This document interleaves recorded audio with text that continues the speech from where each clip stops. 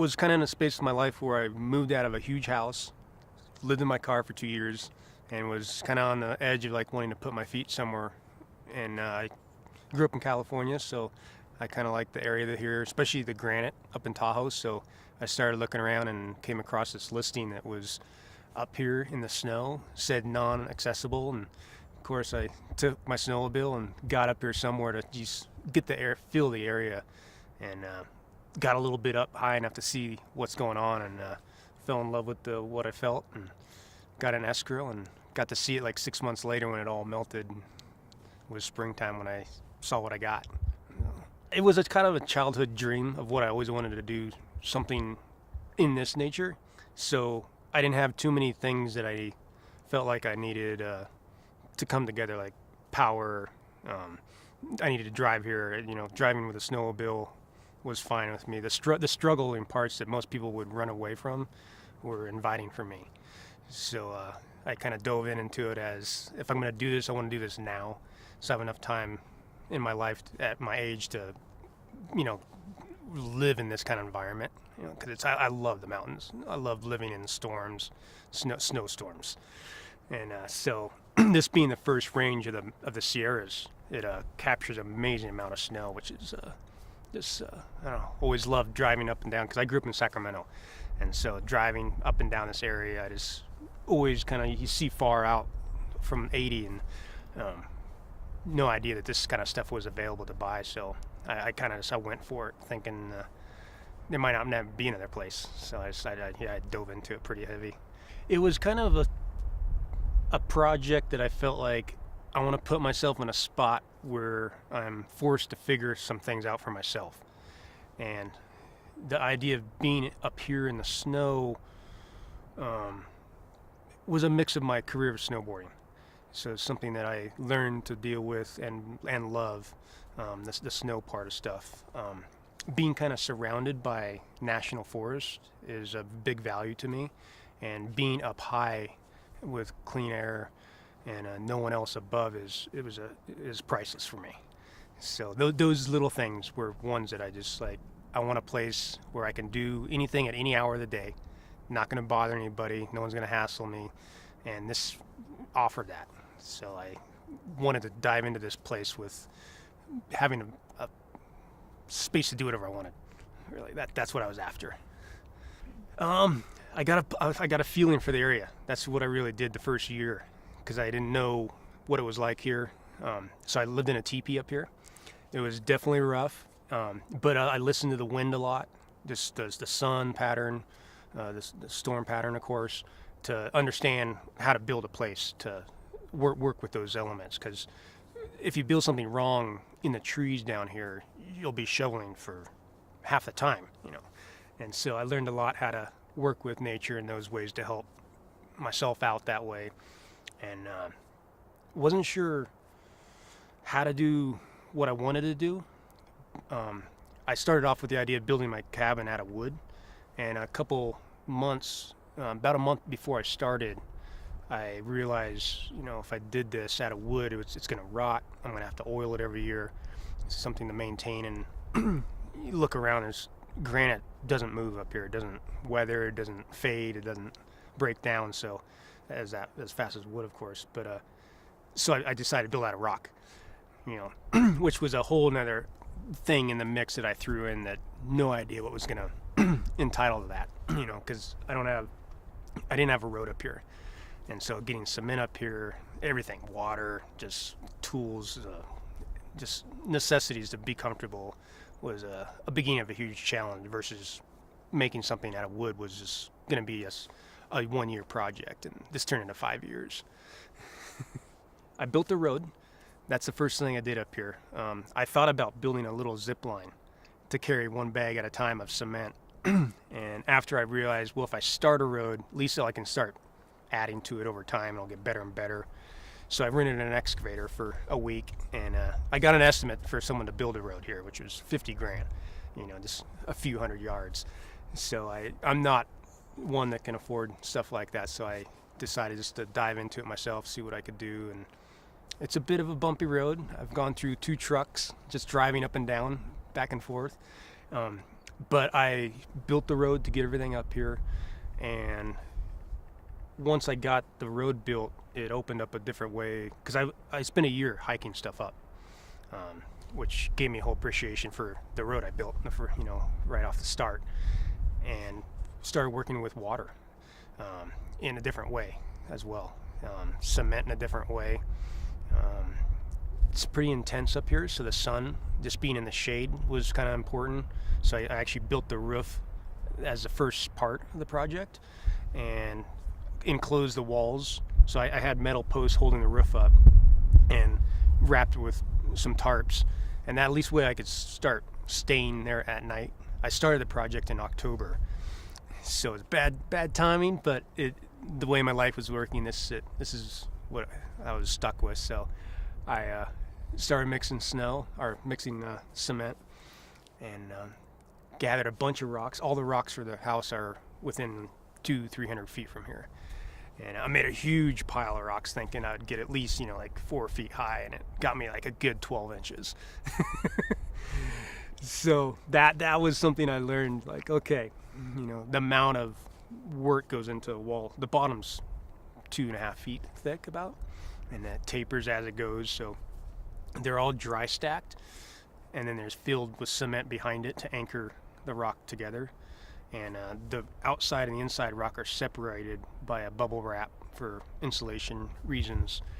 And a lot of that I learned just traveling, watching people build in different countries. Actually, a lot of third world countries influenced my approach to doing any of this stuff, just making it happen with whatever you had to work with. The shape was a long process in some ways. I haven't designed anything from start to finish really before.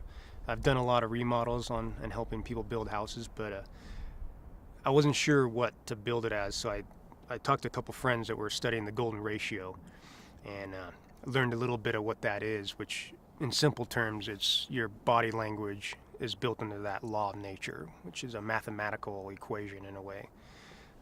Everything in nature is in that matter. And so a lot of the Pentagon, Da Vinci's work describes and explains all this stuff. So I started learning a little bit about that, and I actually went away from trying to learn anything and just going off an instinct. I realized the more I read, the more walls came in with certain ways of doing stuff. And so I let go of reading or researching anything and just dove into it with the simple of understanding my enjoyment of in the snow, actually. So I looked at a lot of photos of my past, and I've had this gesture always standing on a mountain peak, reaching out, and it's the same thing of the golden ratio. Like, your instinct is the same, reaching out to that equation. So it made me learn a lot about instinct and letting go. That was a big important part of this whole project, was letting go and then trying to receive whatever came my way, where I was in my life at that time. So it was a lot about me finding my place, myself. So the house is built around me, the shapes and structures of dimensions. So that's kind of my expression of what I wanted to write down in my building, is just reaching out to the world. That's kind of where I was in my life at that time, wanting to just be grounded, but reaching out at the same time. So, and working with this area as well as an equation of where the windows, we're facing, where the sun comes in, which is a huge value to anybody's life. If you work with the sun a lot, you split less firewood, you do a lot of less stuff and have more time to just be in nature itself, instead of trying to work against it, trying to keep the temperatures high when it's cold. And those are the things I've learned a lot, and become to love working with them as well. The water was something I actually didn't pay attention to much when I first started the project. When I look back, I wish I may have spent a little extra time thinking about it more. It was in October, so the temperature was starting to drop. The creeks here were dry, so I was actually getting, my first couple months, I was getting water from my neighbor and water jugs, and I was driving them up my road. I do about 5 containers, so about 20 gallons at a time, which will mix you 10 bags. By the time it takes about 1.5 gallons to mix 1 bag of cement, plus then you have to clean when you're done a little bit to clean everything. And so that approach was I didn't give it enough attention, you could say, but I definitely learned a lot about when I see water now, I think of weight. That's what I think of, because I spend a lot of time carrying the water, and it's literally almost the same as carrying the cement. It takes the same amount of energy in a way. The cement and water. One beautiful thing is that if you carry something here, it's you can last a long time and walk around, especially on not so flat ground. It helps a lot versus carrying like a big board. So working with rocks and boulders and water were a really great endurance experience. But the water part, not just getting it up here was a challenge, but also with the temperatures, because I'd fill up a trash can with the water I'd get, and every morning there'd be about that much ice on top. Break it up, try to mix cement while the sun's out, and had enough time to at least set before it got cold again. And so I worked sometimes in some snowstorms, just trying to get to a point where I could feel comfortable and have the winter still to be up here. It took me about 3 years to do the rock work, and the second year I did the same thing, but I did more through the summer, so I didn't have to worry about freezing. But I put in about 33 pallets of concrete to this, and that is that's about 1,500. Is that right? No, 3,000. What's 50? Yeah, 1,500 bags of concrete, I think. Say that again. So how many pallets in the bags? There's 50 in a pallet. What's that? I don't know. 50? 50. So it's 50 times 33. It's like 1,555 or something. 1,500. Okay. 1,515. I'd say 1,500. So the house took about 34 pallets of concrete to mix, and 1.5 gallons per bag. So in a pallet there's 50 bags of concrete of cement, and so that's 1,500 bags of concrete. Another 2,000 gallons of water, which calculate out 1 gallon is about 7 to 8 pounds. So that's all moved, by hand, more than once in a way, because you fill it up, get it up, unload it, and then mix it again with the concrete. The third year, I actually ran a pipe into the creek high enough to get a gravity feed going on its own. And for whatever reason, I didn't take the time to do that in the beginning. I'm not sure. But maybe I didn't realize how much water, flows, which is my experience of understanding what a pipe does for water, more for the human, because it makes me forget easily when you just turn a faucet on and, all of a sudden you have 20 pounds of water that you just use to wash your dishes and your teeth or whatever it may be, and you didn't have to carry it up the hill. So that now I have when I carry something, or even just use something out of a pipe, I have this experience of carrying the same kind of weight water, that's why I look at water more have to do with weight.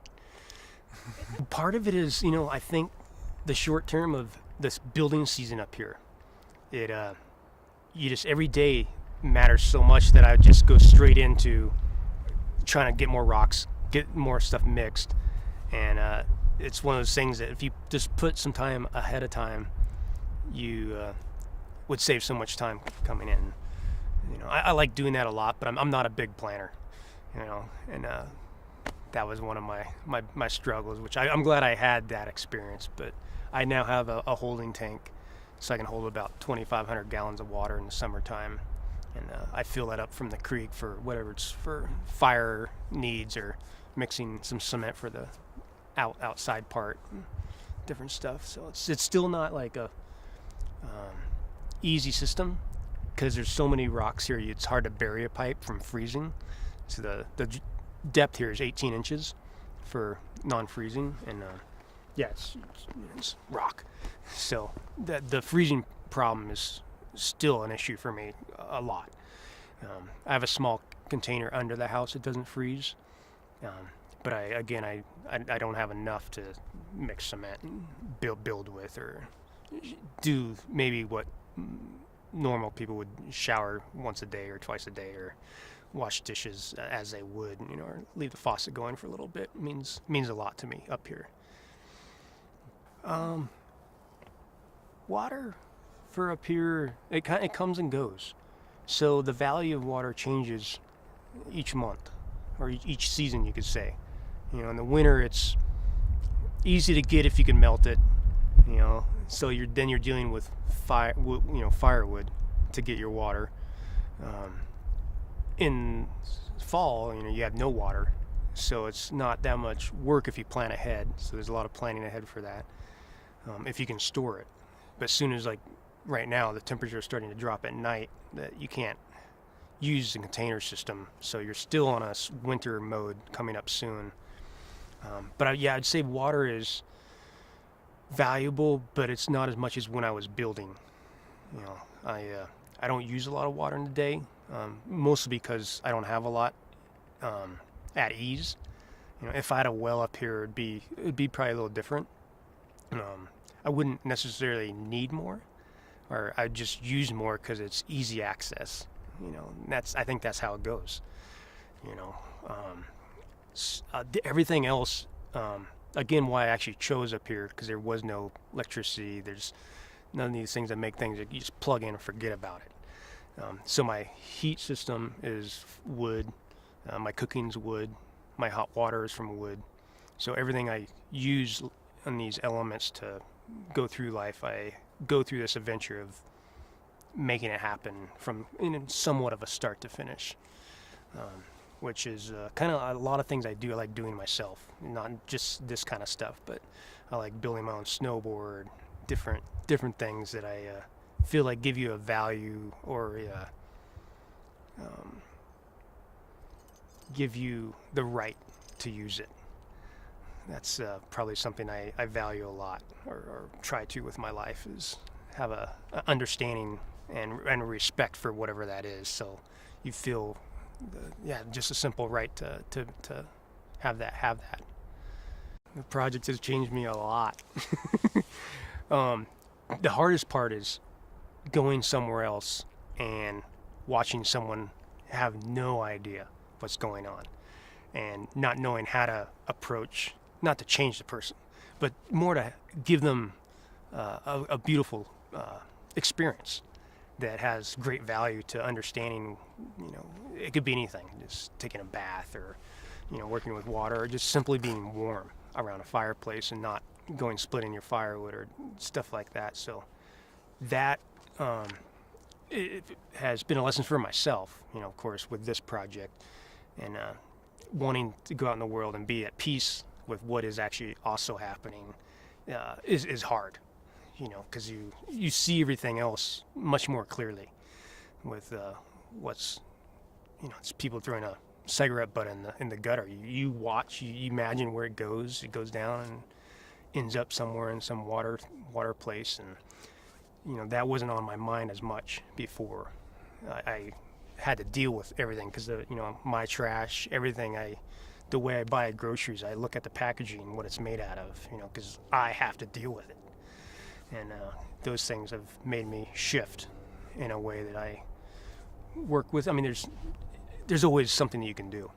I'm not doing this perfectly, So I'm a progress as well, of learning what it's like to live on your own, sort of say.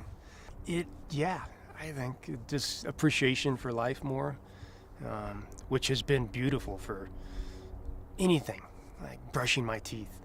It's such a different experience doing that now, just because it's has this adrenaline, hard-working experience. Like if you just ran a marathon and you're done, like you get to experience that brushing your teeth, or doing anything, like you just eating a vegetable, realizing how much water it took to grow that, is all that information is on the tip of your tongue and goes into the taste, the experience, and I feel like the nutrient of what you're receiving, because you have this relationship with it, more and more connection in a harmonic way, that whatever the substance is, whether it's water or wood, food, anything, people, is giving me a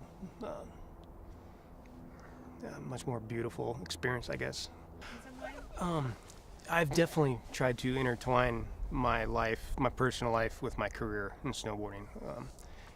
Kind of when I bought this place, my goal is to try to share something more personal that I was after in life. And I tried that a lot with my photography at first, because I would try to capture what I saw, not exactly someone else shooting a photo of me. And so this was on a new level of wanting to create a place that people can come and experience something more closely to what it is. I mean, I built a ski lift last summer here, and I have a new appreciation when I go to a ski resort. It's amazing technology, an incredible amount of balance to make things work that way.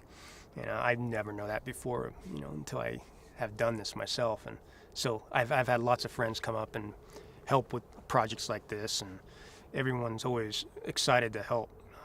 Everyone's volunteers, and everyone seems to always want to come back for there's something that they hold as a value that has something to do with receiving an experience. That's cool. They're getting a lot out of it too. Yeah. So my career has been now shifting towards do-it-yourself kind of way. I don't do exactly one thing, which is I like doing anything really that's new, progressive in a way, for me or for everybody. So my energy goes into a little bit more of the creative, forward thinking, whatever you may want to call something new. Some of it's in photography, some of it's into actual just living in the snow. And my goal is to kind of create something timeless. And that's what I want, is to create something that people can come at any age, in a way. Because my career has been very about the younger. That's what I've been juggling with, actually, with sponsorships, is they don't know how to market older generation of snowboarders. And there's a lot there. I think there's people in the world that want to have something that's not just built on hype or this crazy trick that somebody did. And that's kind of what I've been doing with my career, is trying to help people understand that they can do this themselves, get involved with the industry more on this level, instead of just this formula of going through a 15-year-old kid until they're about 19, and then they shuffle through another one, and it stays over here. I was in there in the beginning. I wanted to share so much more, and so I've done that through my sponsors up here and got everybody involved. And some of them have helped financially for like the lift project, and just understanding something more personal can be marketable. I started snowboarding across the hill here at Soda Springs. I got into it in about the year '85, when it wasn't too welcome as a sport, which is a really fun time in snowboarding. It was kind of perfect because I didn't grow up with a posse in high school. It was like a sidekick kind of the football player type of thing. So I was into skateboarding. So all our skateboarder friends got into snowboarding, and we spent a good 5-6 years learning how to ride new tricks, and with the technology changing every year, made things progress pretty fast, and started competing a lot in the local California contests, qualified for the World Cup. And then my last year in high school, I started getting paid and started traveling internationally, and I realized this is something new, that I can learn all these things that I may learn in college if I went to college. So I decided to just keep going, and learned a lot about dealing with contracts, world cultures, a lot of things, that I got to experience. And started a clothing company on my own, and it went from competing in the half pipe to big air contests in big cities with no snow, which was fun. It was very unique. But the beauty of why I stayed in that for a while was to try to introduce, or at least have people who can't afford to go see snowboarding see it on some level. And after a while, I decided to quit competing because it got too hyped up. There's too much money where everything, the riders were on the second shelf. You know, the TV, VIP crews, all that was most of the attention. So that's when I got out after 4 or 5 years of the X Games, and went on the adventure of trying to figure out how to shoot a photo of myself. And I got a bunch of cords made to make my camera fire on a remote, and I did that for about 10 years, shooting self-portraits. And now I do the same thing, but for companies like GoPro, and have this huge outlet of a playground that I have created to do whatever comes to mind, and have the access of walking out the front door and not having to get in the car, drive somewhere, planning ahead. I can just freely move around and work at the same time. The season for snowboarding, if it started in about 3 weeks, in a month, and so as soon as the snow comes, I'll start working with ideas of. I'll spend a lot of time building, whether it's a zip line here, a camera tripod, some sort of idea to bring a new angle of capturing snowboarding, and so I'll spend a lot of time prepping for that.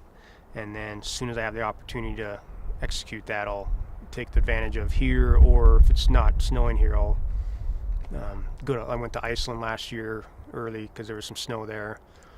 Come back for a trade show or two that I have to work with, of meeting people for other projects. And usually I'll go to Japan once in February, and I try to stay here as much as I can because there's everything I need is here, really, to produce a career in snowboarding. And of course, it's always fun to go travel and meet up with other people doing other things. So there's sometimes projects I'll go visit that people are doing the same thing like this, with yurts somewhere, split boarding trips, and end up in Alaska in the spring. Always end up there. It's kind of my ritual of like ending my season. And definitely Alaska offers something that I have not experienced anywhere else in the world. So that is my ending of my season. And after that, I don't go to South America anymore, really. I used to go once in a while. I'll go, but I usually take the summers now to get this place tidied up. Anything new that needs to be done, or added a hot tub a couple years ago, and I built a lift last year. So different things like that are just a lot of building in my life, actually. A lot of building. What's in? Well, I'd like to work with water a little more at ease. That's kind of a goal for next summer, to get it in a pipe more properly. Just because anything now, it's very seasonal. So I'd love to get a system that works, maybe 2 different systems that work for half the year and the other half, which involves different things with the freezing and bearing stuff. But my goal as well is to use the lift as a gallery. And so my hopes is to build this into an outdoor gallery in a way. So you can snowboard through the woods and be paintings, sculptures, just have this maybe even a night moonlight riding of different lights out in the mountains. But just creating something again that maybe you can't do at a ski resort. So I'd love to build more proper zip lines to have everything timed out, more in tune with the rolling hills here and different stuff.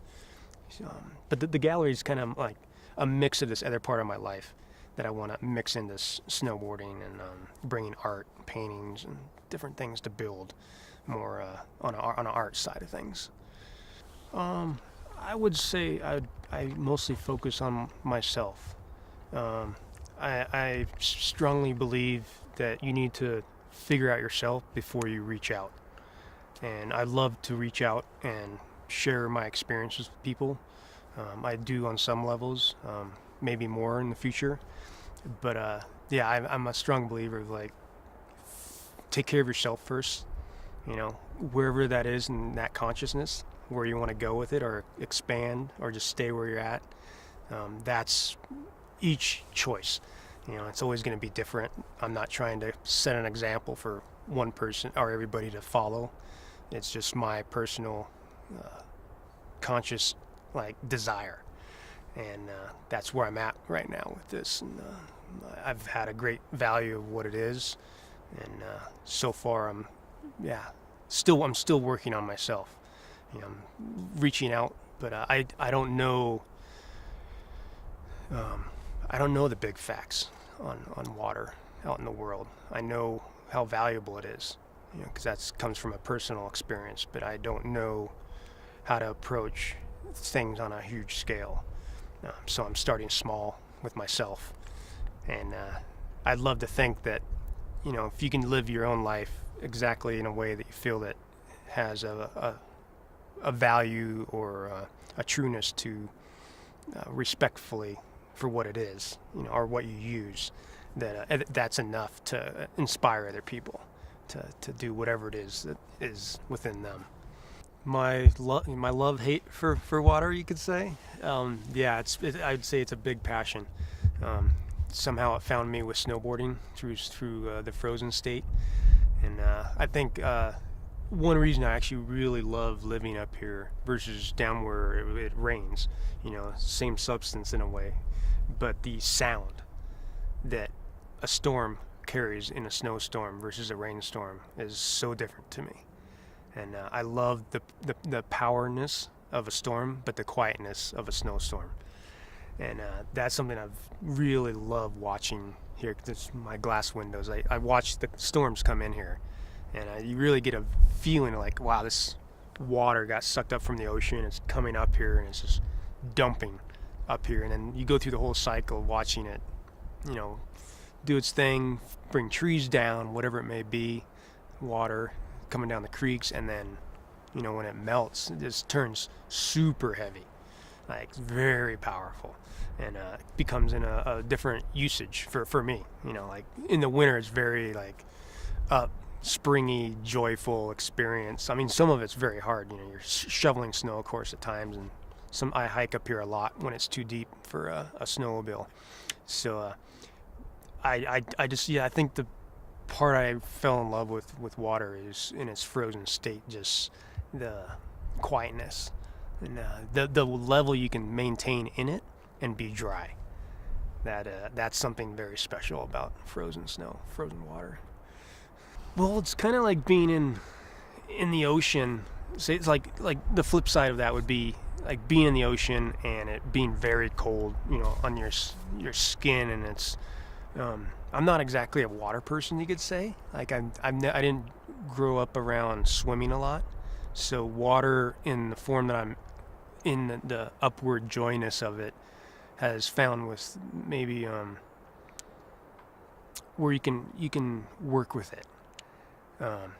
Working with water as water, you know, in the liquid form, is you can't control. Like it's very hard to like control, I guess you could say, or call time out. Like you can't do that. Like snow, you can, you know, readjust, like absorb what's happening, and then move forward. And yeah, I think water in the liquid form it doesn't stop. It can take things out before you're ready. You know, it's taking my bridge out. It's done a bunch of stuff where it's like you're in shock. Like this snow that was up here is now like destroying my bridge. And it's the same thing that you're loving, and then all of a sudden you're being like beaten down by it in a liquid. It's much more heavier. Well, I don't know the scientist part of it, but I know snow is 90%, you know, air. So it's much lighter feeling, which is, of course, can be very playful in this floaty, like dreamy state that water can, I guess, give you. You know, it's like floating like in a cloud. You know, it's same thing in a way. You know, a cloud is a high percentage of air with water, and so yeah, you're snowboarding on clouds, you could say. I love So in the fall, I'll fill up a 200-gallon tank that's under the house. I have a little basement area that I have my batteries for the solar.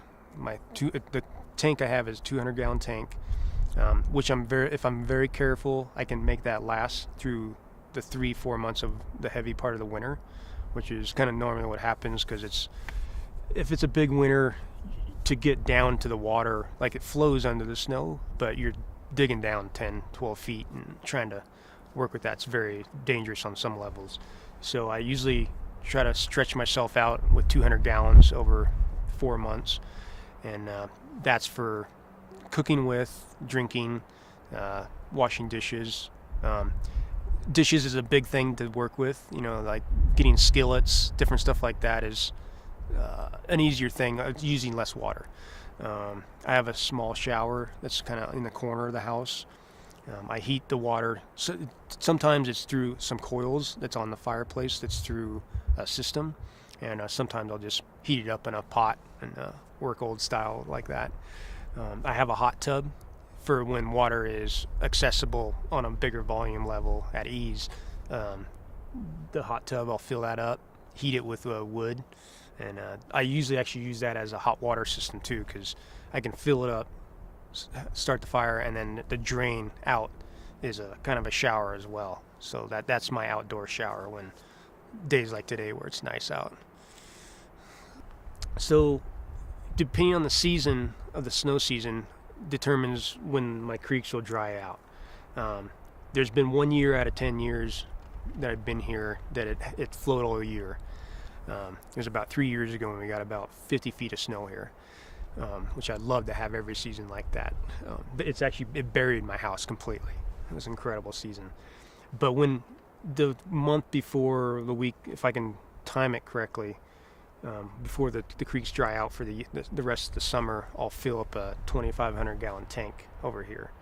And that only will last me until the nights start to freeze, and then I have to dump it.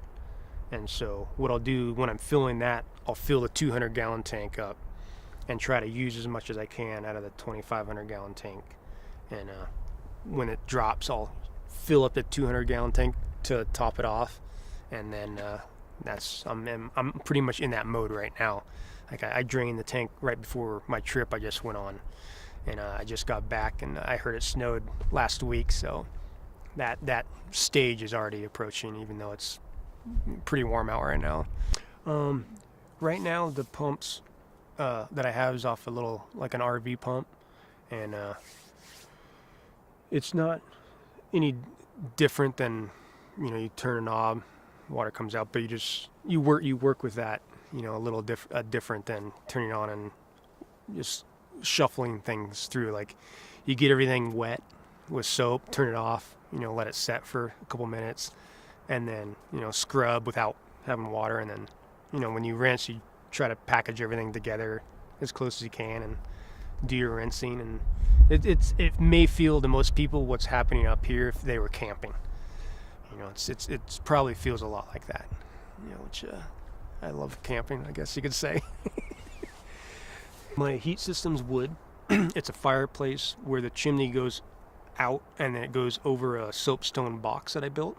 That's an oven, so you can bake bread or pizzas or cookies or whatever you want to cook in an oven. I haven't cooked a turkey or anything like that yet, but it gets up to about 400 degrees.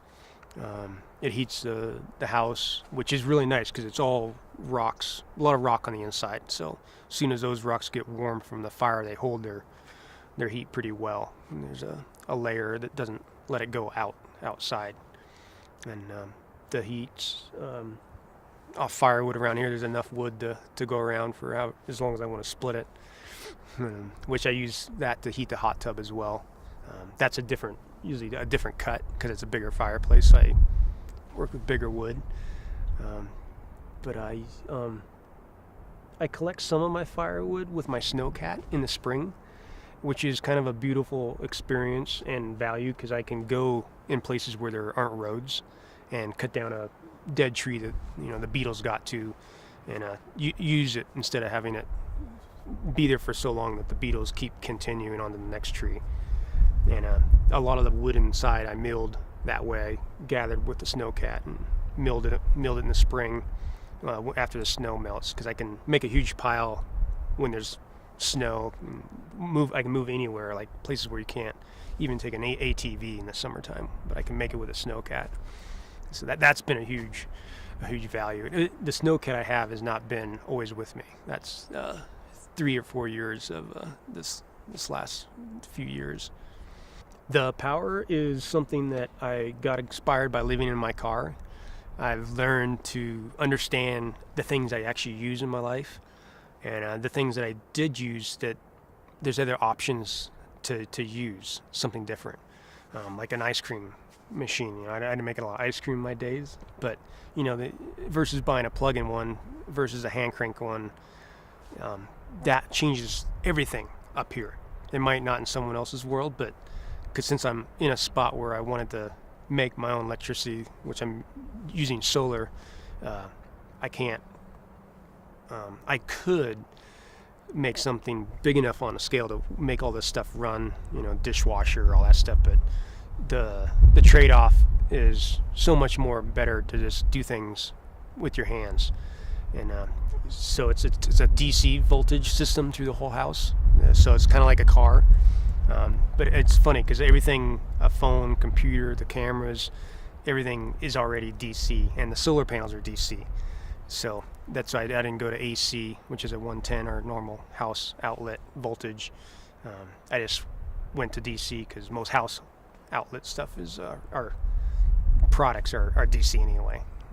LEDs, worked a lot with LEDs, and it's all I really need. I mean, I have a generator for like if I need to use a saw to build something, but that's a huge. You're talking a huge investment to make a solar system power a saw. You know, they have so many things you can buy now, like a battery operated power saw or something like that makes the trade-offs. You don't have to invest or have a bunch of money in batteries and so forth. So yeah, I mean, the benefit of actually my job, my life, everything being up here has been most valuable probably on the weekends, because I get to walk out my front door and go snowboarding. And you know, everyone loves the enjoyment of snow is so high on adrenaline or rush, whatever you know it is to you. There's a lot of people up here on the weekends, and for my experience hiking out or snowmobiling away, getting away from the crowd, that's what I get to do out the front door now. And it hasn't been easy, but I've worked very hard to try to get to that stage, and it's brought some new experiences for me, which has been very, very special. And I kind of forget at times until someone else comes and hangs out, and they realize we just went and built a jump in the backcountry over the hill here, and all we have to do is come back and cook and go to sleep. Like, everyone's so used to going back to their car, changing, getting back to their house, you know, getting stuck in traffic, and the enjoyment of trying to live in the backcountry is, I think, what I was kind of after. Because all these experiences hiking on trips, they were such a beautiful experience. I wanted to live in it, and that's kind of been the combination of why this has all happened for me, is to just live it. Awesome. Hey. I think my perspective on the water that happens up here is probably more on the survival level versus where it goes, what effects it has, whether I see a lot of it, what it's actually doing down the road. And part of that is just because so much is happening of this cycle. It's right here. You know, I look at it every day almost. You know, you see it come in and do this whirl of a big circle. I am down in the hill sometimes at my shop, but my struggles of seeing the same thing is at value to me when I'm there, but knowing like what's happening with the same water, I'm I've so focused on surviving up here. I'm sucked into the world. It's taking all my efforts in a way, you know, just to enjoy it and on the level I'd like to, and survive in it. the sailing part got me off guard in a way. It was something, just wanted to do something really different, which kind of mentioned I haven't been a big water person as far as I've surfed and stuff and been to the beach, but it's once, twice a year maybe. And so this sailing experience has brought definitely like this new feeling towards, one, the wind, which carries the water up here, and being in it on a boat level. So that's been bringing a new edge as time has come. I'm very new to it, but I think what has happened here has given me a value anywhere I go. But I'm starting to relax a little bit on some level up here because my house is done, and I'm starting to look around, smell some different roses, in a way. Okay, so you say the system 1/2-inch pipe, and it feeds from the water source to the actual tank. So first, where's the water source located? How much pipe do you have to run? Yeah, for the gravity feed into this, I have to get about 15 feet above it, which takes about 1,500 feet of pipe. So it's a long haul. It took a lot of work to get a 2-inch pipe laid out correctly, but it failed a couple years later. So I'm actually starting over again in a different process with, I'll show you that in a minute. But the process right now is a 1/2-inch pipe, and I just run it. I walk with snowshoes if it's in the winter, so that way I can get it above the snow, use it in the winter as well, and it's flexible. You roll it up, you can hike with it. The 2-inch pipe was just too massive of a thing to move around off and on. So you get the entirety of your water from just gravity and the natural way of the land? Yeah, I mean, using the land to push itself, the water is huge on savings on energy. So you're investing less in money in solar panels, whether it's a generator, gas, any of that stuff is gone when you can get above your height where you need it, because it's really just working with itself. It pushes wherever you need it to go, and that's really the beautiful thing about a pipe. You can contain the water and how much it weighs. You can push it to wherever you need it to go, or even run hydropower or whatever you want to do with it. Awesome. Okay. So one of the things we didn't talk about was, the filtration of your water, from how you access it to making it safe to drink. And in the mountains in the Sierra Nevadas, you have things like Giardia and Cryptosporidia that you have to look out for in certain areas. Are these issues that you worry about, or if they are, how do you deal with these issues? Most of all the issues that come with water, of trying to filter it, I actually just take it straight as I'm up here as high as I can get, and there's not much above me. So I'm trusting my body will adjust to what is a natural state of what we used to be doing. I feel like our bodies have gotten away from fighting some things that we can't do anymore. I'm not saying it's not there, it's not exactly safe, but it's my route of approach to this. I don't have any farm animals, anything above me.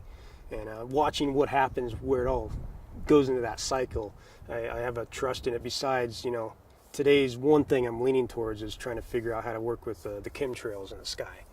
That's something that, there's a lot of aluminum and stuff now, so that's the one, my battle of like, where do I go now in today's date with that kind of more non-natural approach to what is coming into nature on its own that may not have been there before. Yeah, you stated that kind of up here, you're essentially adapting to the way that the water is, and it's in the same way that you've adapted the way you've lived and how you built your house. So maybe talk about the adaptation and the importance of that instead of trying to fight against it. Yeah, I mean, fighting against something is one way of approaching all the stuff that comes in our life. I definitely, with the water, put my trust into this being in nature, wanting to live somewhat of a natural life that my body will naturally build, learn, and how to fight what I do need to be healthy. Right now it's just a little strainer that everything goes through. I work with getting the water as fast as I can into my 200-gallon tank, and after that I don't really use this for drinking water because of the sun. Working with plastic is another issue that I don't trust.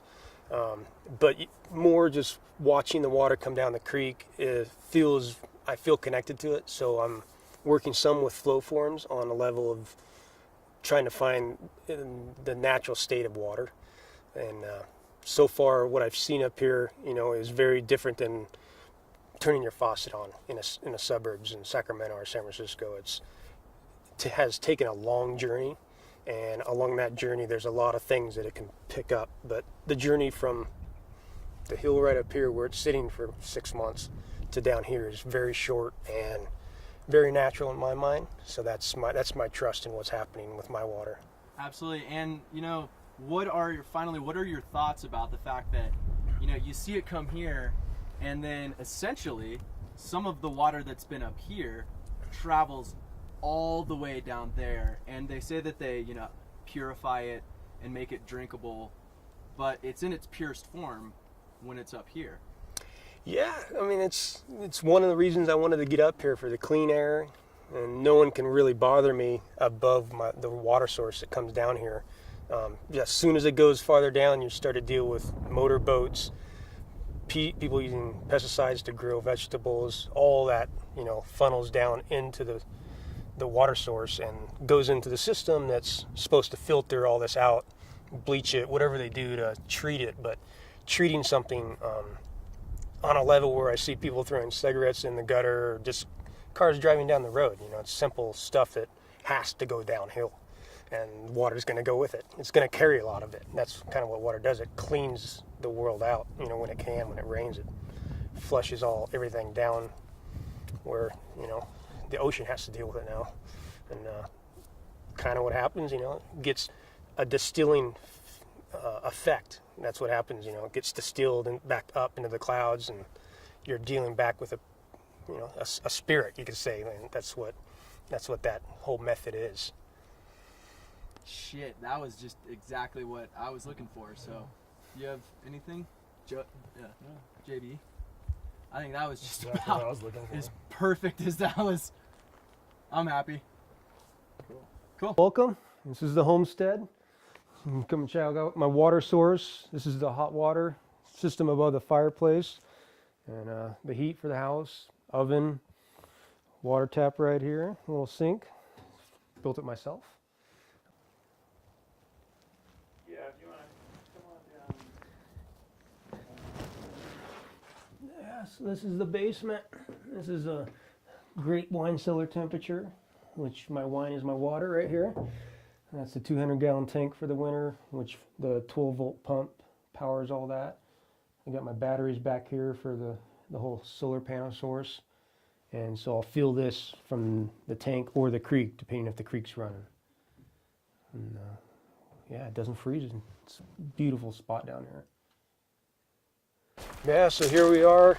The creek's dried out, and it is fall right now, so I have about another 3 weeks of working in the zone here, of working with the pipe that I use to get the beginning of my source for water. There's a 2-inch pipe buried in the hillside here. The intake of the creek where the pipe is about 15 feet up the hill here, and the goal is to get it out of the creek as quick as possible, because it's really hard to work with the water, which will be waist deep and just where I'm standing. And burying it helps a lot to support the pipe so it doesn't sag. As soon as you get a sag in the pipe and the water is not moving anymore and the temperature drops, you have a huge plug. You can't use the whole line the rest of the season, and you have to wait 6 months until it works again. So that is a long-term project. This is just about 80 feet or so that's buried right now. The rest of it's not buried, and I need to do about 1,500 feet of doing this, stacking rocks and supporting it. So it seems like the end goal for you is to not only use water as a way of, drinking, obviously, and cooking and cleaning, but use it as a main source of power for your entire property. Yeah, I mean, the water has so much energy because I have about an 80-foot drop. And when you can capture that much drop in a pipe, you have power to do anything. I could buy an electric car. I could make a log splitter work. I can make electricity.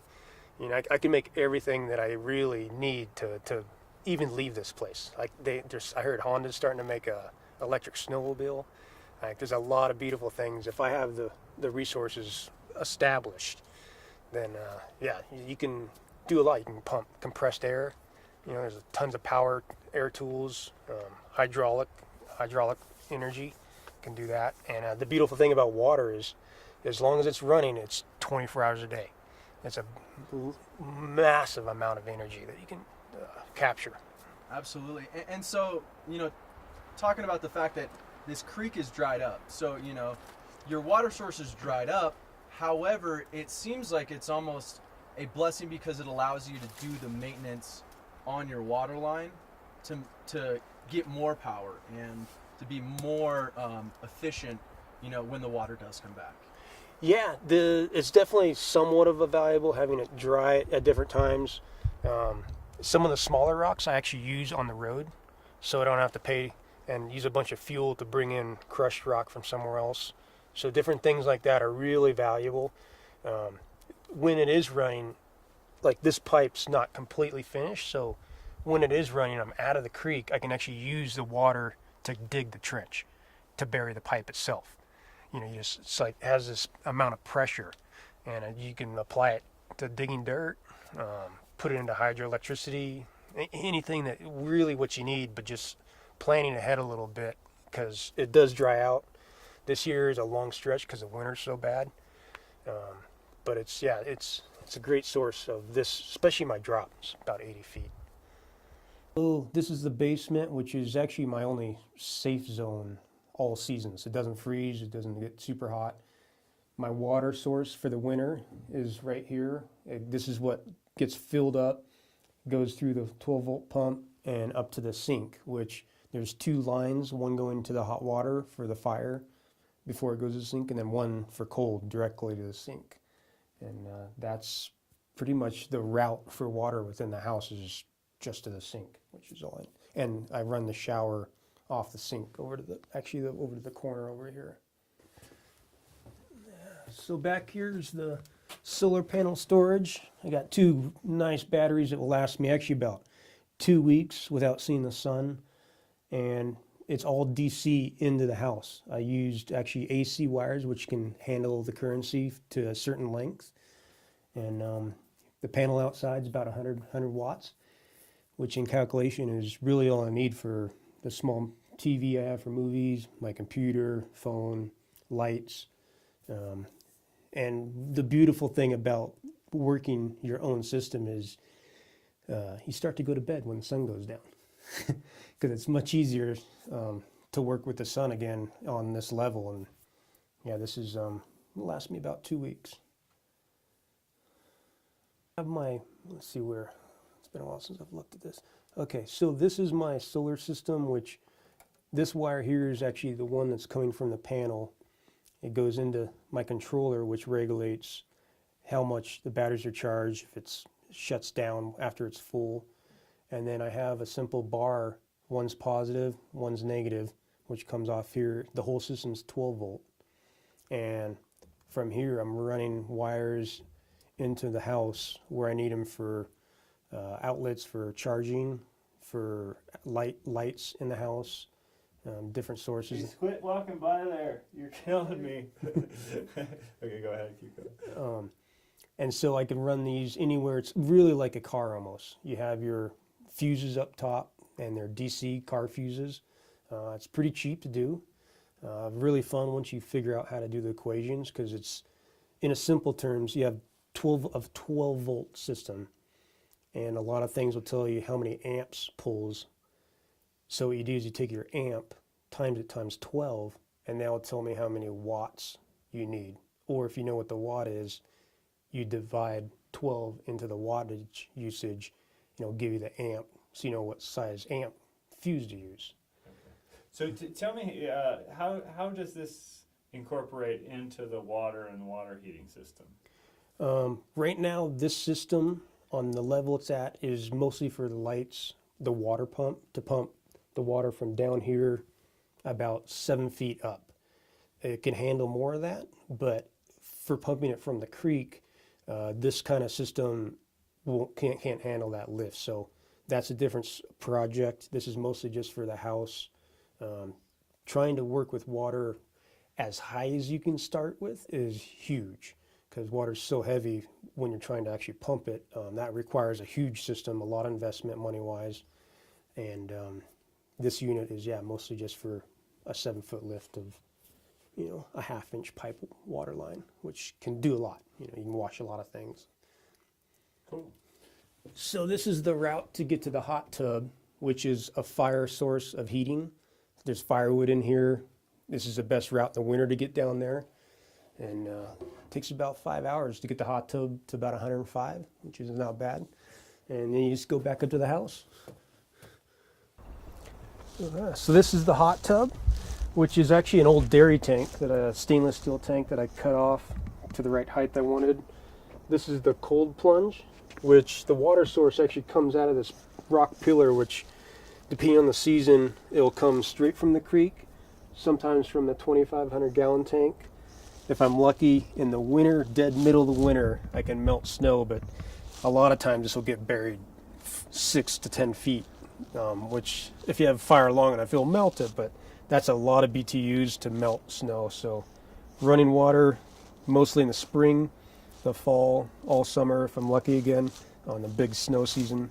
And this has to be probably, I'd say, one of the most, in a way, the most joyful cleansing experience, I think, up here with water in a liquid form, besides the snow form. And this takes about 4 to 5 hours in the summer to get to about 105.